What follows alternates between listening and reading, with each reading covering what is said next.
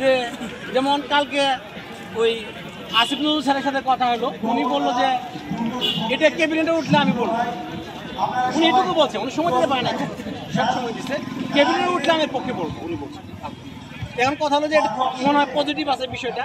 তো এখন যদি মাঠ পর্যায়ে আমরা একটা ব্যাপক আলোড়ন সৃষ্টি করি, আর আমাদের আন্দোলনটা দীর্ঘ হওয়ার পিছনে আরেকটা কারণ ছিল, যেহেতু শেখ হাসিনা দেয় নাই, তারপরে পার্টিসিপেশন একটা মেইন ফ্যাক্ট। হ্যাঁ, 10-এর নৌকা ডাঙ্গা দিয়ে চলে, তাই না?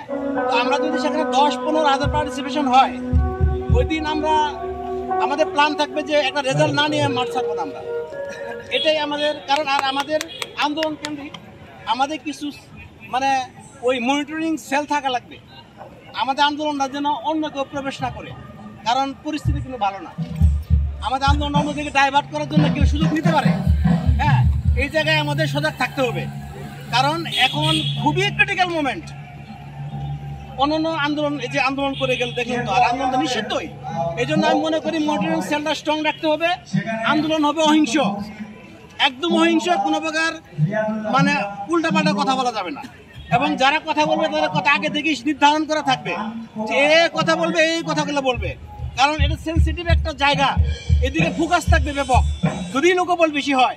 আর আমি আমার দৃষ্টিকোণ থেকে যে এখন যেহেতু লোক বেশি হবে, কেন আগে তো পুলিশের ভয় ছিল, হামলা মামলা ছিল, মানুষ আসতে চায় না, ফোন দিয়ে জোর করে আনা লাগছে।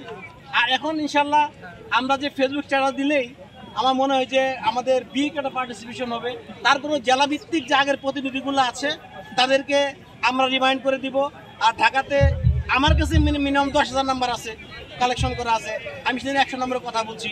বা যারা মেইন ঢাকাতে যারা থানা ওয়াইজ আছে এদেরকে মোটামুটি আমার সব নাম্বারই আমার কাছে আছে। আমি আমার জায়গা থেকে আমি চেষ্টা করবো এদেরকে ফোনে, অন্তত ওদের অনেকের বয়স চলে গেছে কিন্তু তারপরেও 25-এ পড়ছি বা এই দাবিয়াদের ভালোবাসাটা আছে, হ্যাঁ তারা কিন্তু আসবে। আর গণজাগরণ সৃষ্টি হলে অবশ্যই তারা আসবে। আর একটা বিষয় হলো যে ফান্ডিং, কারণ একটা আন্দোলন পরিচালনা করতে গেলে আমাদের চারদিকে শকুনেরা দাঁড়ায় আছে।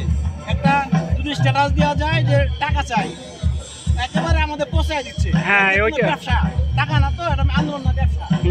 এই জন্য এই যে ছোট ভাইরা রাসেল আছে, তারপরে এরা আছে, এরা কিন্তু ফান্ডিং এর জন্য টাকা ফেসবুকে করে নাই, নিজের পকেটে টাকা খরচ করতেছে এরা। এই যে হারুন ভাই নিজের পকেটে টাকা খরচ করতেছে।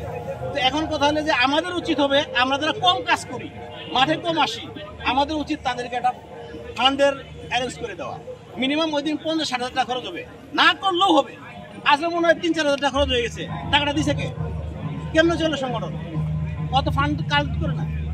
এই বিষয়গুলো আমরা যারা পুরনো আছি তাদের একটু পিছিয়ে থাকা লাগবে।